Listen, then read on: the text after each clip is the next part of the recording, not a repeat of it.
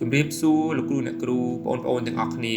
ប្រធានបទយើងនៅថ្ងៃនេះមានចំណងជើងថាមានទ្រព្យគប់គ្រាន់បើតែពុំស្មើនឹងវិជ្ជាព្រះគម្ពីរសុភាសិតចំពុកទី8ខទី11កាលពីព្រេងនាយមានសេដ្ឋីម្នាក់បានចែកទ្រព្យសម្បត្តិឲ្យកូនប្រុស2នាក់ស្មើគ្នាមុនពេលគាត់លាចាកលោកក្រោយពីទទួលមរតកកូនប្រុសច្បងគិតថាខ្លួនមានលុយហើយដូច្នេះមិនបាច់រៀនទៀតទេដូច្នេះគាត់ក៏យកលុយទៅស៊ីចាយដើរលេងបណ្ដែតបណ្ដោយខ្លួនតាមមិត្តភ័ក្តិរហូតដល់ទ្រព្យសម្បត្តិរលាយអស់ប៉ុន្តែចំពោះកូនពៅគាត់ជាមនុស្សមានគំនិតវែងឆ្ងាយគាត់បានយកទ្រព្យទៅធ្វើវិនិយោគលើការរៀនសូត្របង់ថ្លៃសាលានិងស្វែងរកគ្រូល្អៗដើម្បីដុសខាត់ចំណេះដឹងទោះត្រូវលំបាកយ៉ាងណាក៏មិនបោះបង់ថ្ងៃមួយមានចៅបានចូលទៅប្លន់ក្នុងភូមិដែលកូនប្រុសច្បងកូនប្រុសពៅរស់នៅហើយចៅនោះក៏បានដុតបំផ្លាញផ្ទះរបស់អ្នកភូមិឲ្យឆេះអស់គ្មានសល់កូនច្បងបានបាត់បង់ទ្រព្យសម្បត្តិគ្មានសល់ហើយក៏ក្លាយជាអ្នកសំទានព្រោះគ្មានចំណេះដឹងសម្រាប់រកស៊ីចំណែកឯកូនពៅវិញ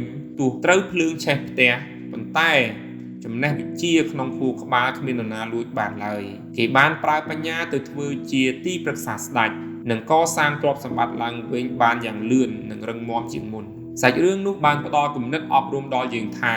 លុយកាក់ជាទ្រព្យក្រោយខ្លួនគង់តែមានថ្ងៃបាត់បង់ប៉ុន្តែចំណេះដឹងគឺជាទ្រព្យជាប់ខ្លួនដែលគ្មានសត្រូវណាអាចប្លន់បានហើយគឺជាស្ពានជួយយើងឲ្យងើបឈរឡើងវិញបានគ្រប់កលៈទេសៈអត្ថន័យនៃសាច់រឿងនោះស្របគ្នានឹងព្រះគម្ពីរសុភាសិតចំពុកទី8ខទី11ដែលបានចែងថាត្បិតប្រាជ្ញាប្រសើរជាងត្បូងទទឹមហើយរបស់ទាំងប៉ុន្មានដែលមនុស្សនឹងប្រាថ្នាចង់បាន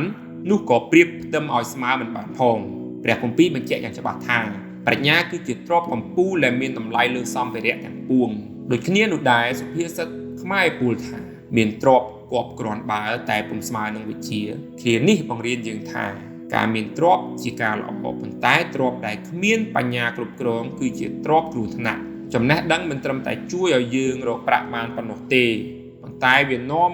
យើងទៅរកការសម្រេចចិត្តដែលត្រឹមត្រូវនិងការរស់នៅប្រកបដោយសីលធម៌ដើម្បីឲ្យបងប្អូនកាន់តែច្បាស់មកមើលជីវិតរបស់លោកសូអ៊ីជីរ៉ូហុងដាកាលពីសម័យសង្គ្រាមលោកលើកទី2រោងចក្រដែលគាត់ខំកសាងមកទាំងប៉ុន្មានត្រូវគ្រាប់បែកកំទេចនិងរញ្ជួយដីបំផ្លាញរៀបដល់ដីពេលនោះគាត់បាត់បង់ទ្រព្យសម្បត្តិសឹងតែសូន្យប៉ុន្តែអ្វីដែលសត្រូវមិនអាចបំផ្លាញបានហើយភ្លើងសង្គ្រាមមិនអាចឆេះបានគឺចំណេះដឹងខាងផ្នែកម៉ាស៊ីននិងស្មារតីតស៊ូក្នុងខួរក្បាលរបស់គាត់ក្នុងស្ថានភាពដ៏លំបាកលោកហុងដាមិនបានអង្គុយសោកស្ដាយទ្រព្យសម្បត្តិឡើយគាត់បានប្រើបញ្ញាយកម៉ាស៊ីនចាស់ៗដែលនៅសេសសល់មកច្នៃបង្កើតជាម៉ូតូដំបូងបង្អស់ដោយសារចំណេះដឹងនេះឯងទើបគាត់អាចងើបឈរឡើងវិញហើយកសាងអាណាចក្រ Honda ឲ្យល្បីល្បាញទូទាំងពិភពលោកដូចសពថ្ងៃដូច្នេះជារៀងរាល់ថ្ងៃចូលបងប្អូនវិនិយោគលើចំណេះដឹងដោយព្រោះតែយើងបានដឹងថាការវិនិយោគលើចំណេះដឹងតែងតែផ្ដល់ផលចំណេញបំផុតហើយសូមបងប្អូនចងចាំថាចំណេះដឹងគឺជាអាវុធដ៏មានអំណាចបំផុតដែលអ្នកអាចប្រើដើម្បីផ្លាស់ប្ដូរពិភពលោកសំណួរទីរិះពិចារណាសម្រាប់ថ្ងៃនេះប្រសិនបើថ្ងៃនេះបងអូនត្រូវបាត់បង់របស់ប្រើប្រាស់ទាំងអស់ទូរស័ព្ទលុយកាក់